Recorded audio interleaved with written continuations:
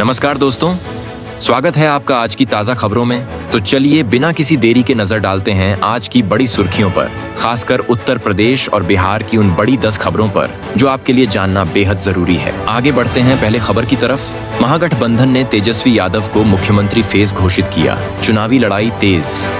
बिहार की राजनीतिक हवा अभी गर्म है। महागठबंधन ने तेजस्वी यादव को अपना मुख्यमंत्री फेस घोषित कर दिया।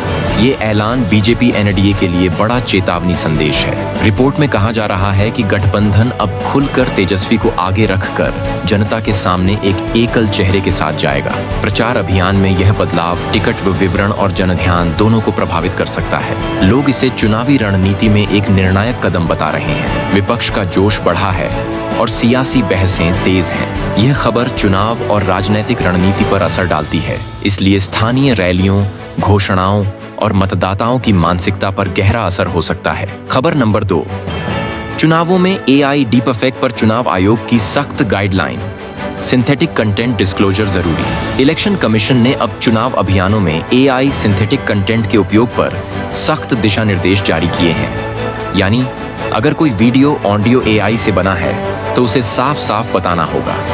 यह कदम खासकर बिहार चुनावों की तैयारियों के बीच आया है। चुनाव आयोग की मंशा है कि गलत जानकारी और डीप फेक से मतदाता भ्रमित न हो। पार्टियों को पॉलिटिकल विज्ञापनों और सोशल मीडिया पोस्ट के लिए प्री सर्टिफिकेशन और लेबलिंग का पालन करना होगा, वरना कार्रवाई संभव है। मतदाता शिक्षा और डिजिटल पारदर्शिता पर यह बड़ा असर छोड़ेगा। खबर नंबर 3, बिहार में शिक्षा सपोर्ट, मुख्यमंत्री के बारे में नया ऐलान, interest free education loans. Bihar सरकार मुख्यमंत्री ने एक बड़ा स्कूल यूनिवर्सिटी सपोर्ट ऐलान किया। क्लास 12 पास स्टूडेंट्स के लिए इंटरेस्ट फ्री एजुकेशन लोन्स और रीपेमेंट पीरियड बढ़ाने जैसी छूटें बताई जा रही हैं, ताकि ज्यादा विद्यार्थी उच्च शिक्षा तक पहुंच सकें। इस योजना का लक्ष्य है आर्थिक बाधाओं को घटाना और कॉलेज प्रोफेशनल कोर्सों में दाखिले बढ़ाना। चुनावी माहौल में इसे एक बड़ी वचनबद्धता के रूप में पेश किया जा रहा है। छात्रों और अभिभावकों के लिए ये राहत बड़ी भूमिका निभा सकती है, खासकर उन इलाकों में जहां प्रतिभा तो है पर संसाधन कम है। खबर नंबर 4, बिहार जीविका दीदी प्लान पर विपक्ष का जवाब, रोजगार और लोन का वादा। महागठबंधन और अन्य दलों ने महिला मुख्य योजनाओं पर अपने प्रस्ताव रख दिए। आरजेडी तेजस्वी ने जीविका दीदीज के लिए स्थायी नौकरियां, मासिक वेतन और इंटरेस्ट फ्री लोन्स का वादा किया है, ताकि महिलाओं के आर्थिक सशक्तिकरण को त्वरित बढ़ावा मिले। इस प्रकार के वादे ग्रामीण वोट बैंक और महिला मतदाताओं को लक्षित कर रहे हैं। राजनीतिक गुरुओं का कहना है कि चुनावी मौसम में ये घोषणाएं ग्राउंड लेवल पर निर्णायक साबित हो सकती हैं, क्योंकि महिलाएं परिवार निगम और ग्रामीण अर्थव्यवस्था में बड़े निर्णय करने वाली हैं। खबर नंबर 5, यूपी में बड़े पैमाने पर हेल्थ कैंप्स की शुरुआत। 20,000 से अधिक मुफ्त स्वास्थ्य शिविर। उत्तर प्रदेश सरकार ने अब एक बड़े स्वास्थ्य ड्राइव की घोषणा शुरुआत की। रिपोर्ट में कहा जा रहा है कि 20,000 से ज्यादा हेल्थ कैंप चलाए जा रहे हैं, जिनमें निःशुल्क जांच, उपचार और विशेषकर महिलाओं की सेहत पर ध्यान दिया जा रहा है। ये कदम प्राथमिक स्वास्थ्य सेवाओं को ग्रामीण और शहरी दोनों स्तरों पर पहुंचाने की कोशिश है। सरकार का दावा है कि इससे मातृ स्वास्थ्य, टीकाकरण और निवारक चिकित्सा को बल मिलेगा।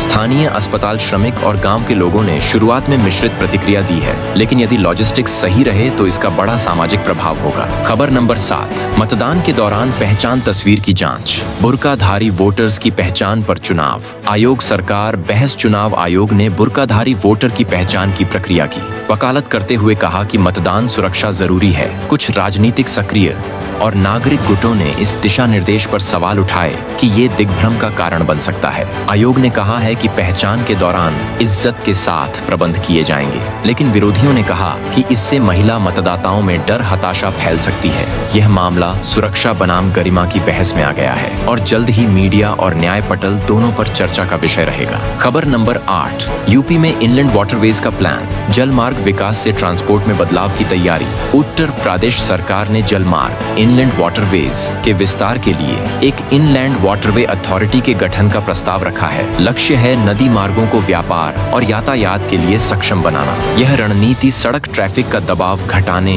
लागत घटाने और ग्रामीण इलाकों में कनेक्टिविटी बढ़ाने के लिए बताई जा रही है। यदि नीति लागू हुई तो नदियों के किनारे के जिलों में लॉजिस्टिक, मजदूरी और ग्रामीण अर्थव्यवस्था पर सकारात्मक असर पड़ सकता है। साथ ही पर्यावरणीय और सेफ्टी रेगुलेशन पर भी विशेष ध्यान चाहिए होगा। खबर नंबर 9, मथुरा यूपी, पराली जलाने के मामले बढ़े। स्थानीय अधिकारियों को निलंबन, उत्पादित मौसम और पराली जलाने की घटनाओं के चलते मथुरा जिले ने पहले पंक्ति में पराली जलाने के मामलों की रिपोर्ट दी है। प्रशासन ने कुछ स्थानीय अधिकारियों को कार्रवाइयों की वजह से निलंबित भी किया है। इस तरह की घटनाएं हवा मलिनीकरण, एयर पॉल्यूशन और कृषक स्वास्थ्य दोनों के लिए खतरनाक है। राज्य सरकार ने चेतावनी दी है कि जो अधिकारी नियमन में ढील देंगे उन्हें जवाबदेह ठहराया जाएगा। अगले कुछ दिनों में नियंत्रण और जागरूकता अभियान तेज करने की बात कही जा रही है। खबर नंबर 10, चुनाव तैयारियों में मतदाता सूची SIR और प्रशासनिक बदलाव, देशव्यापी असर। चुनाव आयोग की स्पेशल इंटेंसिव रिवीजन SIR प्रक्रिया का असर अब दूसरे चरणों में भी दिखाई दे रहा है। कई राज्यों में वोटर लिस्ट रिवीजन की अधिसूचनाएं और नए नियम लागू किए जा रहे हैं ताकि फर्जी नामों और अनुपस्थित वोटरों की समस्या दुरुस्त हो सके। रिपोर्ट में यह भी कहा गया है कि SIR के इस अनुभव से